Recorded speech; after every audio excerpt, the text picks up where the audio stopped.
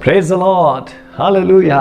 बीते संदेश में हमने सुना परमेश्वर हमारी आशीषों को बहुत बार रोकता है ताकि उससे परमेश्वर का पर्पस पूरा हो सके।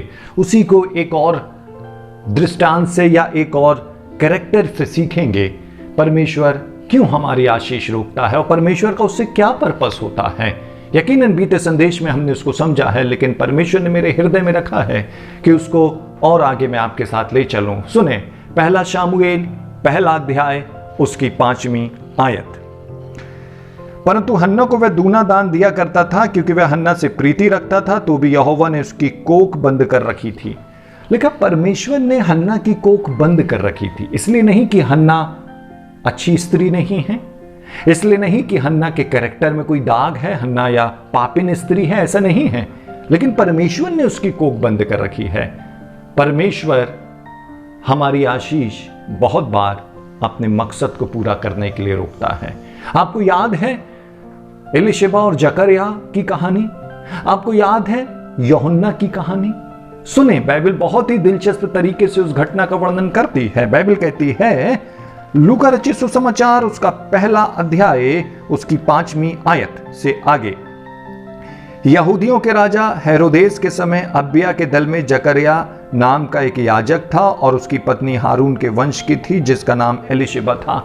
यहां पे एक पति पत्नी की स्टोरी है, पति पत्नी की कहानी है। दोनों हारून के वंश के हैं, दोनों परमेश्वर के आगे धर्मी और पवित्र हैं, क्योंकि आगे बाइबल कहती है वे दोनों परमेश्वर के सामने धर्मी थे और प्रभु की सारी आज्ञाओं विधियों पर निर्दोष चलने वाले थे। लिखा हुआ है, परमेश्वर के पवित्र आत्मा ने लूका से स्पेशली लिखाया कि वे दोनों धर्मी हैं, वे दोनों अचूक परमेश्वर की आज्ञाओं पे चलने वाले हैं। क्यों पवित्र आत्मा ने इस बात को लिखा है? क्योंकि 7वीं आयत सुने कैसे शुरू होती है। उनके कोई भी संतान ना थी क्योंकि एलीशबा बांझ थी और वे दोनों बूढ़े हो गए थे। पहले पवित्र आत्मा ने यह लिखाया कि वे दोनों धर्मी हैं, वे दोनों परमेश्वर की आज्ञाओं पर निर्दोष चलने वाले हैं, उनमें कोई भी खोट नहीं है। ये पवित्र आत्मा लिखवा रहा है। समझे, उनकी धार्मिकता का स्टैंडर्ड देखें। बहुत बार मैं और आप अपनी नजर में सही होते हैं या बहुत बार हम लोगों की नजर में सही होते हैं, लेकिन एलीशबा और जकरिया के विषय देखें, पवित्र आत्मा ने लिखवाया कि वे दोनों सही हैं। उसने लिखवाया कि वे दोनों धर्मी हैं, उसने लिखाया कि वे दोनों परमेश्वर की सारी आज्ञाओं पर निर्दोष चलने वाले हैं। लेकिन 7वीं आयत में लिखा फिर भी उनकी कोई संतान ना है। तो इसका मतलब है कि उनकी संतान इसलिए नहीं, ऐसा नहीं है कि इसलिए नहीं है कि क्योंकि वे पापी हैं, क्योंकि पहली 6वीं आयत में पवित्र आत्मा ने बहुत स्पेसिफिक इस बात को साफ कर दिया कि वे दोनों धर्मी हैं, वे अधर्मी नहीं है, लेकिन फिर भी आशीष रुकी है। मैंने आपसे बीते संदेश में भी कहा, परमेश्वर बहुत बार हमारी आशीष रोकता है। क्यों? क्योंकि सुने, आगे बाइबल में लिखा हुआ है 11वीं आयत, उस समय प्रभु का एक स्वर्गदूत धूप की वेदी की दाहिनी ओर खड़ा हुआ उसको दिखाई दिया। जकरिया देखकर घबराया और उस पर बड़ा भय छा गया। परंतु स्वर्गदूत ने उससे कहा, हे जकरिया, भयभीत ना हो, क्योंकि तेरी प्रार्थना सुन ली गई है और तेरी पत्नी एलीशबा से तेरे लिए एक पुत्र उत्पन्न होगा और तू उसका नाम यूहन्ना रखना। तो परमेश्वर का दूत आता है और जकरिया से कहता है, तेरी प्रार्थना सुन ली गई है। ये कब की प्रार्थना थी? समझें बड़े ध्यान से। उस समय जकरिया महापवित्र स्थान में गया है ताकि अपने पापों का अंगीकार करे और उसी के साथ लोगों के, मंडली के पापों का अंगीकार करे जो कि बाहर खड़ी है। तो जकरिया इस समय यह प्रार्थना नहीं कर रहा है कि परमेश्वर मुझे वंश दे, क्योंकि लिखा है वे दोनों बूढ़े हैं, और उसने ये प्रार्थना करना बंद कर दिया है कि हमें वंश दे। ये तो प्रार्थना उसने जवानी में किया था, जब उसकी शादी हुई थी और जब तक उसके शरीर में बल था उसने तब ये प्रार्थना किया था। फिर समय के गुजरने के साथ उसने जब अपनी स्थिति को देखा, क्योंकि लिखा है एलीशबा बांझ थी और वे दोनों बूढ़े थे, और जब स्वर्गदूत उससे कहता है तब जकरिया इस बात पर विश्वास भी नहीं कर पाता है। क्यों? क्योंकि वह निर्बल है। लेकिन समझेंगे, प्रार्थना कभी उसने किया था कि परमेश्वर हमें वंश दे। अब जकरिया ये प्रार्थना नहीं कर रहा है, लेकिन अभी तो वो मंडली के लिए प्रार्थना कर रहा है। लेकिन दूत आके कहता, तेरी प्रार्थना सुन ली गई है। इसका यह भी मतलब है कि हमारी प्रार्थना एक न एक दिन परमेश्वर सुनता जरूर है। और जब जकरिया से दूत ने कहा तेरी प्रार्थना सुन ली गई है, तब सुने, आगे लिखा है, परंतु स्वर्गदूत ने उससे कहा, हे जकरिया, भयभीत ना हो, क्योंकि तेरी प्रार्थना सुन ली गई है। और 14th वर्ष, तुझे आनंद और हर्ष होगा। ये प्रार्थना परमेश्वर ने उसके बुढ़ापे में सुनी। बुढ़ापे में सुनी क्यों? क्योंकि यदि जवानी में सुनता तो केवल 15वीं आयत का ए भाग ही पूरा होता। लिखा है तुझे आनंद और हर्ष होगा। यदि ये प्रार्थना जवानी में सुनी गई होती तो केवल जकर्या को आनंद होता, केवल उसका परिवार परमेश्वर की आशीष में आनंदित होता, मग्न होता, परमेश्वर को धन्यवाद देता। लेकिन आगे सुने क्या लिखा है, और बहुत लोग उसके जन्म के कारण आनंदित होंगे। यदि जकर्या को जवानी में यह आशीष मिलती तो केवल मैंने कहा वो और उसका परिवार आनंदित होता। लेकिन अब पवित्र आत्मा कहता है परमेश्वर ने अब जो तुझे आशीष दी है, इतने साल तक तेरी आशीष रोक के अब जो तुझे स्मरण किया है, अब उस आशीष के कारण न केवल तू आनंदित होगा लेकिन बहुत सारे लोग आशीषित होंगे, बहुत सारे लोग आनंदित होंगे। तो परमेश्वर जो आशीष आपको आप अपने समय से देगा, परमेश्वर अपने समय से जो आशीष आपको देगा वो केवल ना आपके लिए ही आशीष का कारण और आनंद का कारण होगी, लेकिन वो सोसाइटी के लिए, कलीसिया के लिए, लोगों के लिए भी आनंद का कारण होगी। और सुने उसके बाद लिखा है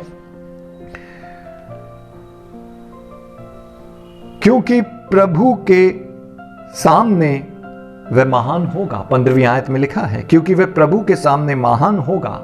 आप सोचें, परमेश्वर का पवित्र आत्मा दूत के द्वारा कहता है, या दूत आके कहता है जकर्या से, वह व्यक्ति न केवल तेरे आनंद का कारण होगा, जो संतान तुझे मिल रही है न केवल वो तेरे आनंद का कारण होगी, न केवल वो लोगों के आनंद का कारण होगी, लेकिन वे सर्वशक्तिमान के सामने महान होगा। आप सोचें यूहन्ना को क्या दर्जा दिया गया।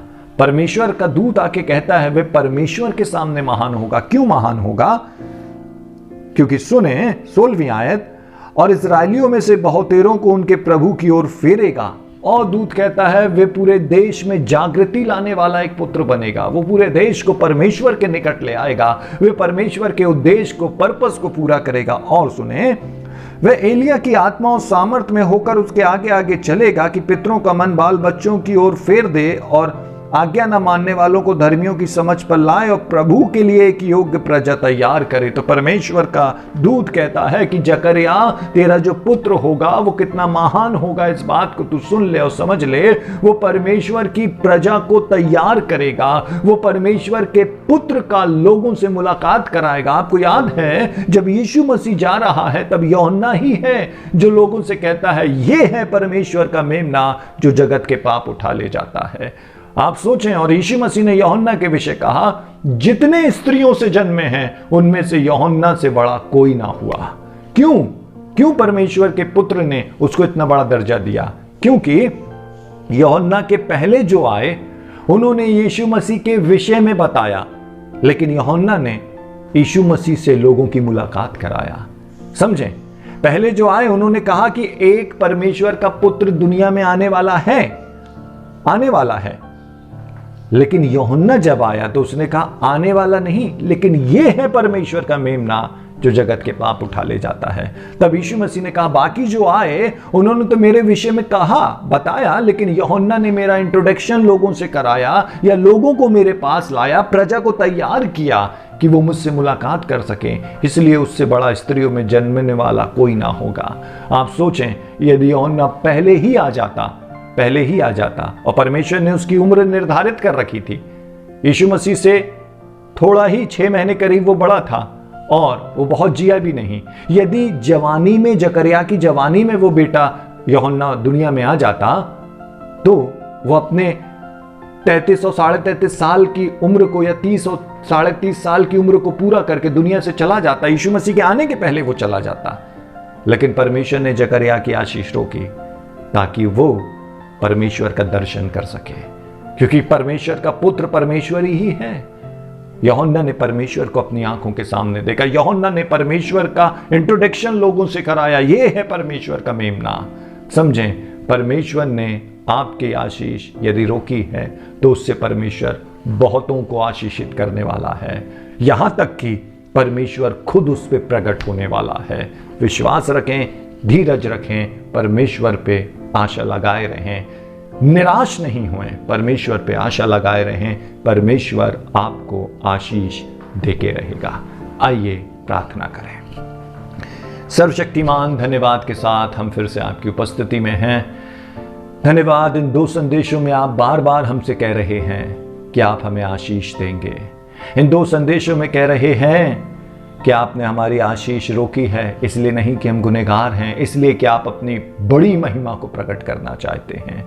हमें धीरज की आत्मा दे परमेश्वर, ताकि धीरज से तेरी बाट जोते रहें और तेरे समय से उस आशीष को पाएं जो न केवल हमारे आनंद के लिए लेकिन लोगों के आनंद के लिए और विशेषतः आपकी महिमा के आनंद के लिए, महिमा के कारण के लिए घोषित हो।